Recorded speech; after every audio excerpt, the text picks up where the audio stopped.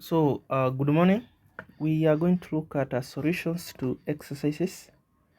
This is calculus 2, and you notice that calculus 2 is require a preliminaries of calculus 1 and some basics of pre-calculus, that is trigonometric functions and exponentials. You need to know how those functions look like, their trigonometric identities. All those functions come handy, and it will give you a chance to know what to do in calculus 2. So calculus 1 ends at definite integrals, or what we call antiderivatives. So in calculus 2 we normally start immediately at solutions by substitution method. Then we are going to do solutions by integration method, and we continue until we do the applications in calculus. So we already tackled our first class, our first lesson, our first tutorial, and there is immediately exercise, the first exercise in the book that you are following. So we want to do that solution. We see if for those who have practiced those questions, for some of them have questions, for some of them they don't know how the solution came. So we want to see how those solutions came about so that we can have. So this solution to exercises, solution to exercise 1. So this solution to exercise 1, and the first question in exercise 1, we are told to integrate this function x over 3 to x plus square root x with respect to x. So this is an easy one. First, you're supposed to open the brackets. So I'm gonna multiply throughout by x over 3 to open the brackets. So this one will give me 2x squared over 3 plus x over 3. Now I'm going to write, remember, square root of x can be written as x to the power half. So I'm gonna rewrite this as x to the power half, this multiplied by x to the power half into bracket dx. What I'm gonna do now is to separate the different part, this part and this part, and this what I'm going to do.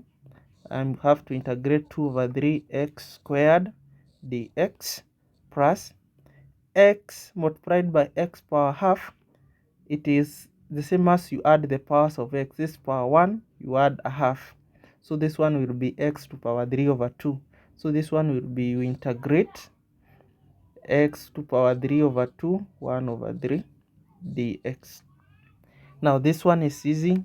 You can take the constant out, or you can just integrate while still there. Plus 1 over 3, you integrate x over 3 dx. And now this is easy because now we are going to, this is an ordinary integral that everybody knows about. When you integrate x squared, you get x cubed over 3 plus, when you integrate x over 3 squared, so you are going to get this one, the whole of this.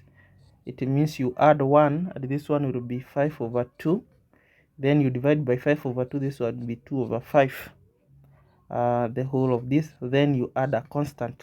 Now you can open the brackets. This one will be 2 over 9 x power 3 plus 2 over 15 x power 5 over 2 plus c.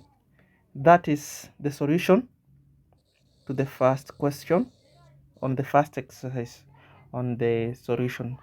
Then question 2, we are told to integrate a function of the following.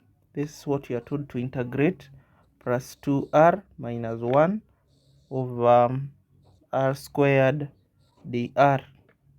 Now what we are going to do is that you separate the different components. Remember, if you are told to have something of this sort, 1 plus 3 over 4, can be written as a quarter plus 3 over 4.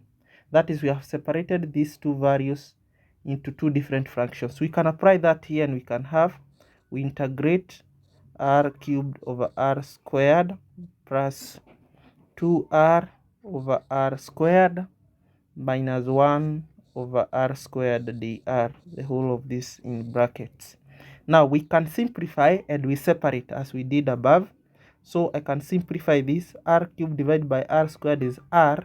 So this one, it will have r dr plus, then I simplify this one, it will be integrate 2 over r dr, then minus, I simplify this one, will be 1 over r dr. Now I can continue ahead.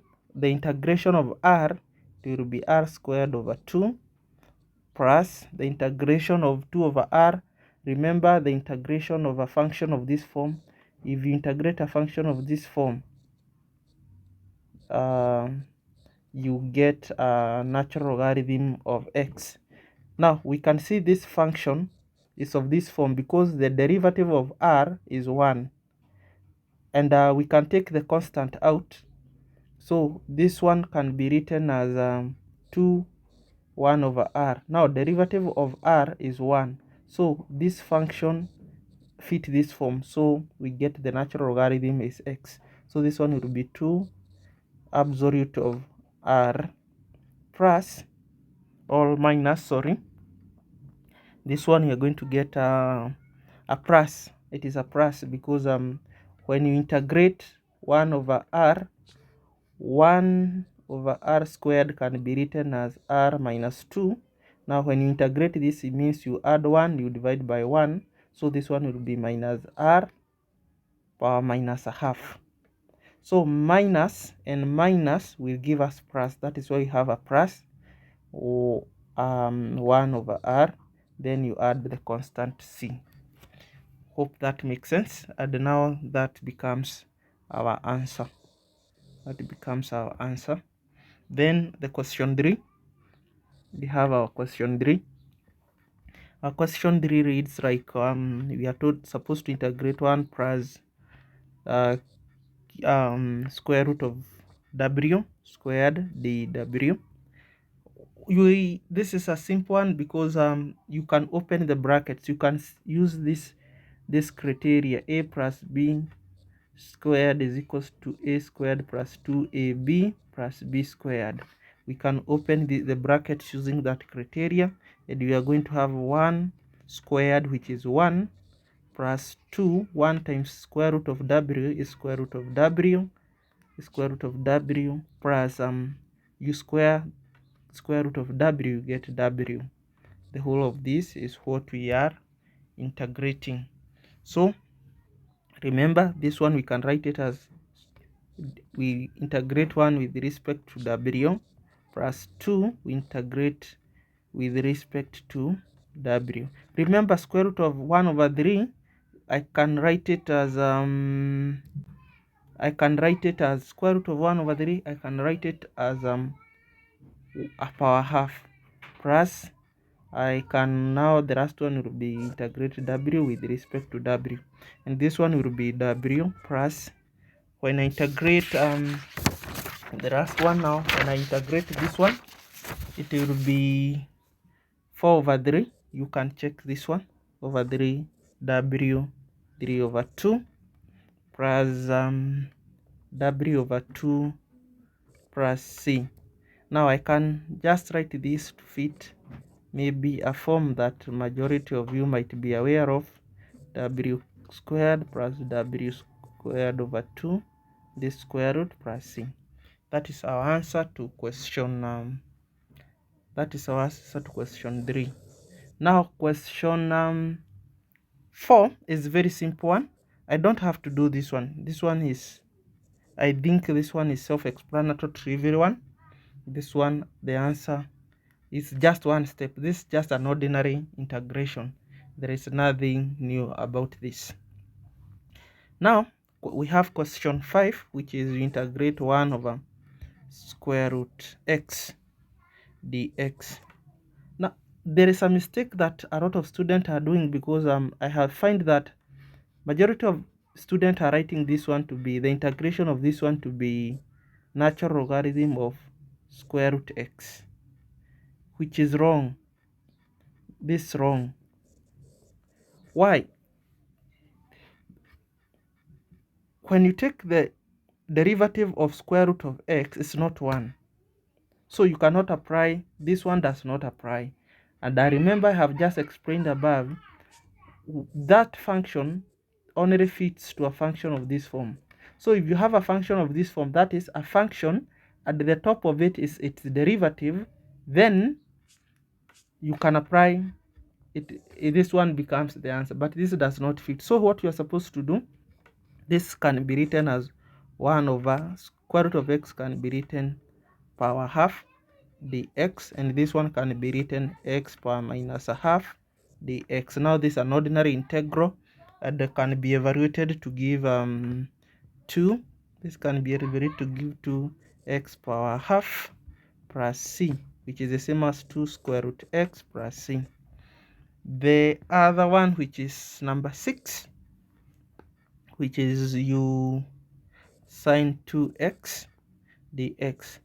Remember, if the general formula for integrating cosine, sine, secant, cosecant, cotangent, and tangent is that if you're integrating maybe a function of this sort, for example, if you're integrating sine, if you're integrating sine of this form, that is any number attached to it, what you do is that you get the integration of sine. We know the integration of sine is minus cos mx. You just keep this value the way it is, then you divide by the value of m. There, you divide by the value of m. That is the general formula for integrating sine. Also the same case, if you have a cosine function of this form, you are told to integrate. The general formula is normally sine mx, you divide by m.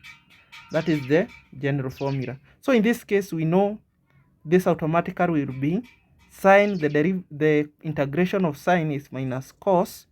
We retain 2x the way it is, then we divide it by the value attached to x, which is 2 plus c. Don't forget to write the constant of integration.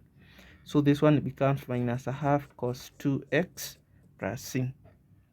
Very simple.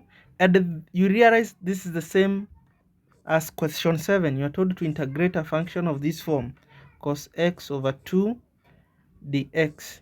This is the same as you integrate cos of a half x. There is no difference, and I have already said how to integrate cos.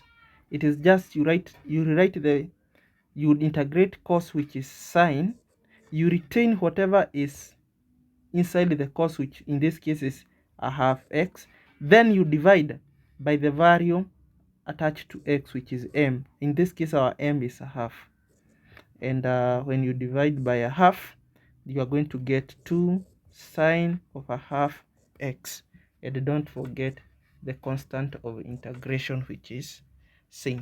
So that is our exercises to our first that is the solution to the first exercises. Check the solution to the second exercises right now.